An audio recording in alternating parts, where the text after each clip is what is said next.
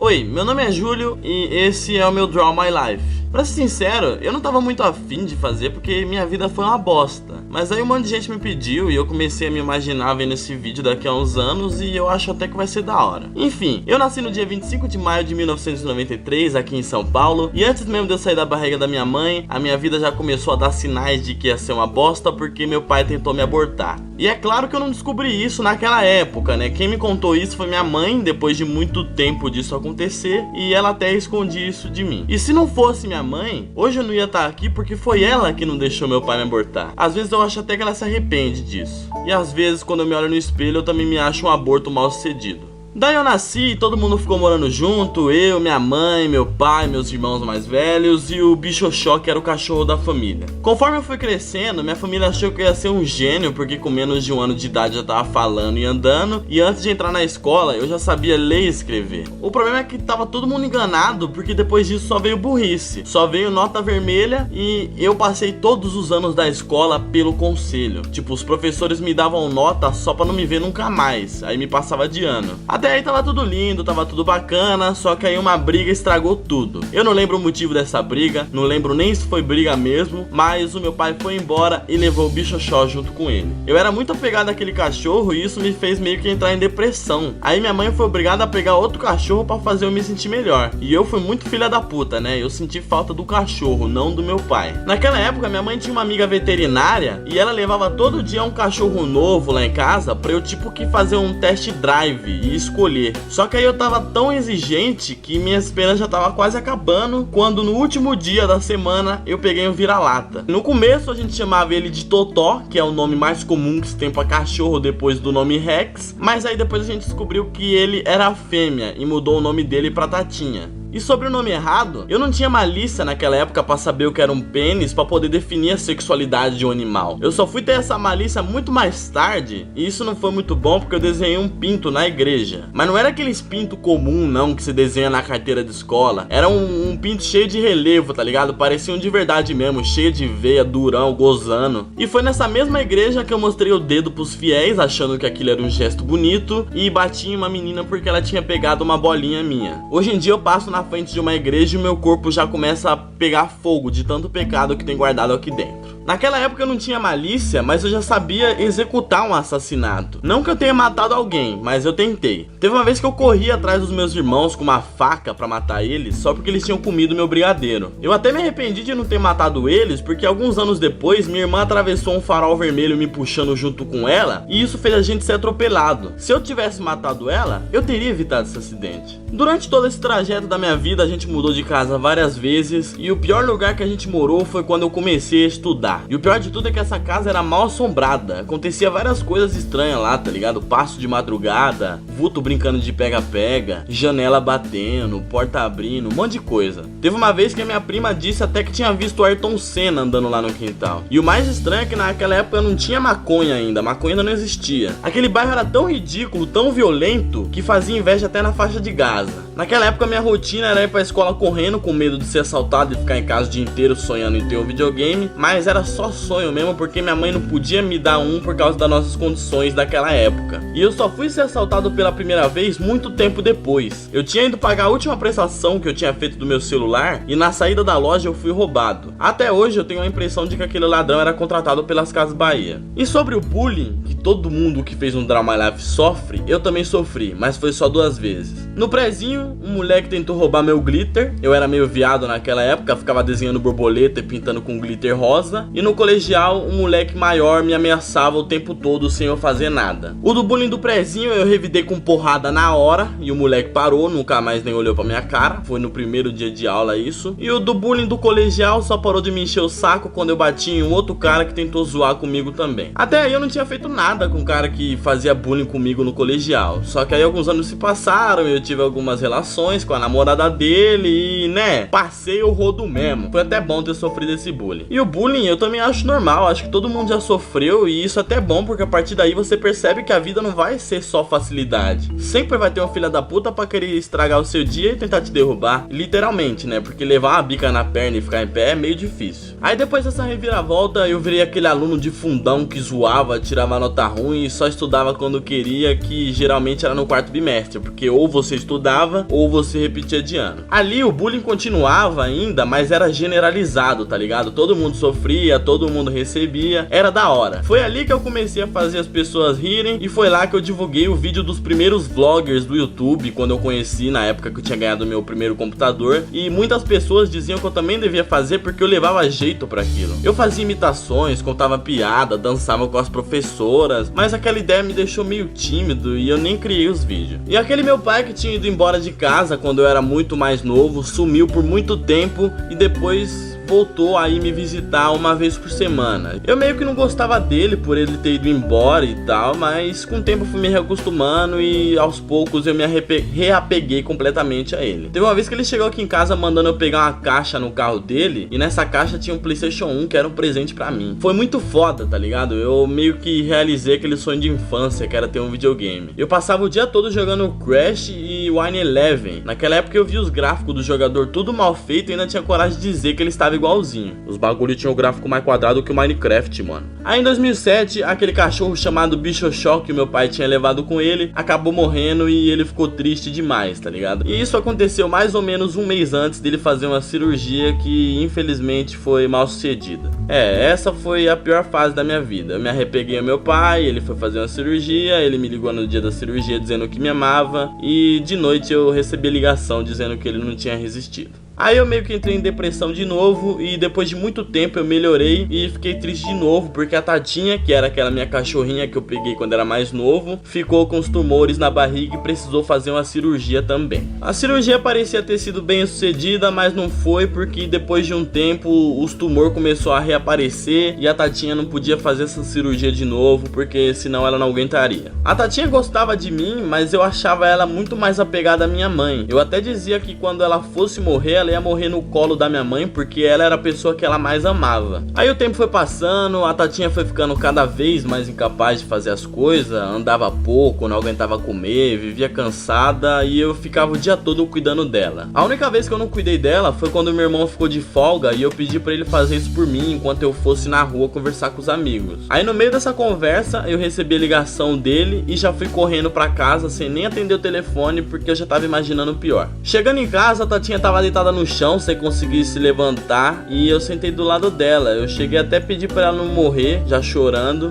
Aí ela levantou, andou na minha direção, deitou no meu colo e fechou os olhos. No momento que ela se levantou, eu achei que ela tinha melhorado, cheguei até a dar um sorriso, mas foi em vão. Tipo, a minha cachorrinha de infância tinha me deixado sozinho aqui no mundo. E aquilo que eu disse sobre ela morrer no colo de quem ela mais amava começou a passar na minha cabeça e eu não conseguia parar de chorar. Hoje em dia eu sinto falta de ter um cachorro, mas tenho medo de pegar um novo com medo dessa história se repetir. E eu também tenho medo de fazer cirurgia com medo de que o pior aconteça de novo. Eu tenho os problemas de respiração aí que eu tenho que fazer cirurgia, mas eu não tenho coragem. Uma vez até minha mãe foi fazer uma cirurgia e eu comecei a chorar lembrando dessas outras histórias. Aí no outro ano, em meio à nova depressão, acho que foi em 2011, eu não tinha absolutamente nada pra fazer porque eu tinha terminado a escola e tava esperando ser dispensado do quartel pra ir procurar um novo emprego. Aí como eu já tava todo fudido, depressivo, sem poder arrumar um emprego, na pura vagabundice, eu pensei na ideia antiga dos meus amigos e decidi criar um vlog. Aí eu criei um canal chamado Canal Canalha porque eu achava que o nome canal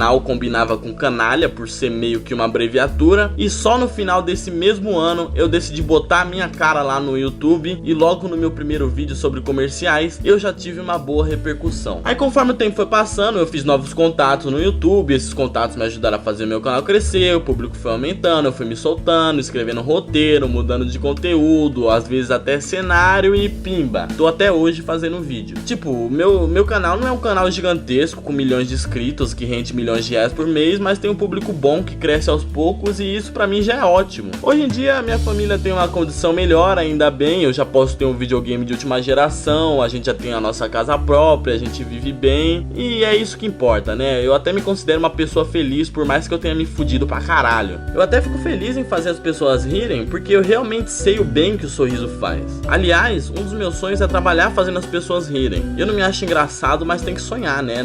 Só não pode cair da cama. E pra vocês que acompanham o canal, eu só digo uma coisa. Muito obrigado. Dá joinha, se inscreve, posta um comentário aí embaixo e divulga pro pessoal lá do Facebook. Diz que me ama também. Falou.